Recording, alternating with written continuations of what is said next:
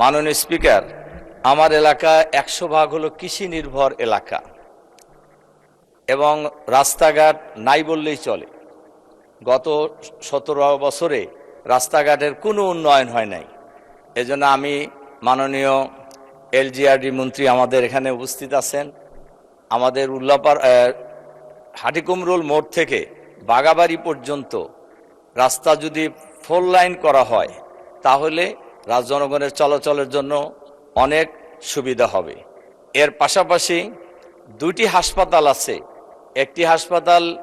দুটি হাসপাতালেরই ব্যবস্থাপনা নাই বললেই চলে এবং ডাক্তার নাই, নার্স নাই। রোগীরা, আমার এলাকার রোগীদের কোনো সমস্যা হলেই হয় দৌড়াতে হয় ঢাকায় অথবা শহীদ প্রেসিডেন্ট জিয়াউর রহমান কলেজ হাসপাতাল, যেটা বগুড়া, সেখানে যেতে হয়, অনেক দূরত্ব।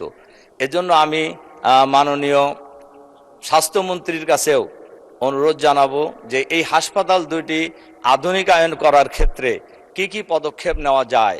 এখানে ডাক্তার, নার্স এবং পর্যাপ্ত সুযোগ সুবিধা, এবং আমি জনগণের কাছেও ওয়াদা করেছি যে হাসপাতাল 50 শয্যা বিশিষ্ট একটা আছে পূর্ণিমাগাতি হাসপাতাল, এটাকে 100 শয্যা বিশিষ্ট করা।